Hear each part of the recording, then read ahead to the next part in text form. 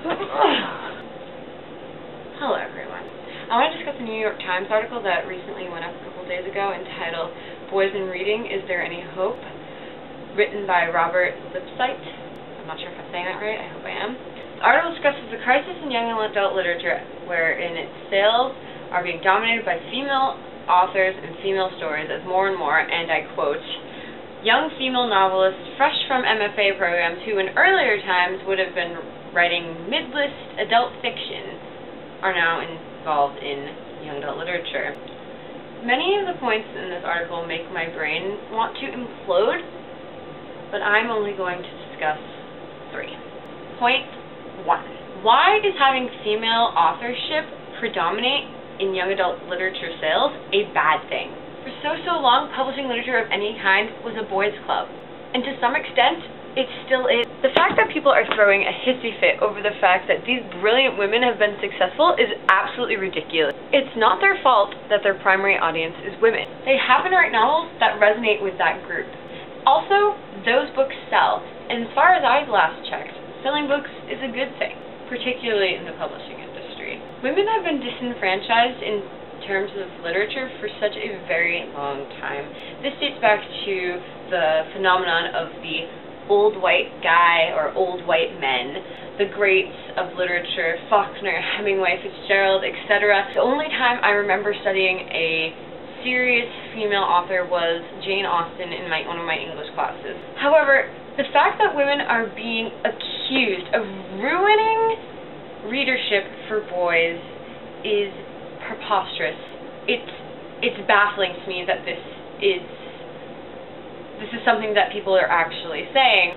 They attain some success in their field as young adult writers in this field of actual legitimate literature, and I do believe young adult fiction is a true form of literature, and suddenly it's a problem. Point number 2. Female writers can connect with a male audience.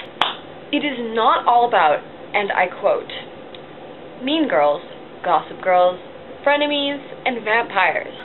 Some YA literature is about that. It's true. But not everything is. Suzanne Collins' Hunger Games series has been wildly popular with both male and female readers. It is the absolute opposite of a quote-unquote girly book. It involves graphic violence and serious political issues, raising questions about control and authority and government position in a dystopian futuristic society. Equally, Libba Bray's Prince Award-winning novel Going Bovine portrays a male perspective as a character struggling with a debilitating disease. Granted, the backdrop of the story is a fantasy land, a possible hallucination or possible world in need of saving. But the struggles Cameron faces are not about catty comments or snide remarks. It's about self-revelation, acceptance, and love. Additionally, Cameron's voice is comic and absolutely male. On the other hand, Maureen Johnson often writes in the female voice, but her books contain none of the above traits, allegedly ever constant in female YA literature. Yes, they involve girls and their problems, but they also explore countless themes of self-acceptance and liberation. So, if you haven't noticed, Maureen Johnson is wildly hilarious and clever. Maureen clearly has a breadth of knowledge and ingenuity about her. Point number 3. There is plenty of excellent YA material available for young men. Some of it is written by women, but many of which is written by men. The YA genre is not solely female writers. There are incredibly successful male YA authors such as John Green, David Levison, Anthony Horowitz, Chris Crutcher, Scott Westerfeld, and Marcus Zuzak. The novels these men write deal with both male and female perspectives and should definitely be considered literature. It's no secret I am partial to John Green. None of his books, or at least those currently available, are told from the female's perspective. They are all male, filled with male problems. From trying to get the girl to questioning identity to imagining people complexly. I cannot believe all guys just want to read action stories where things blow up and go boom. That is a massive overgeneralization. Green's novel's ability to appeal to women because of its knack to accurately display thought, feeling, and emotion, and because they are insightful, does not mean they are not accessible to male readers. Saying so is vastly unfair to men.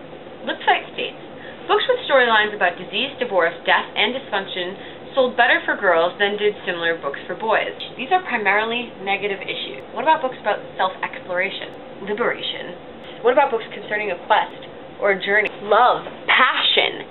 About a boy going across country for a girl he barely truly knows, but merely for the image he has of her. Or a girl risking life and limb to save the eternal soul of a friend.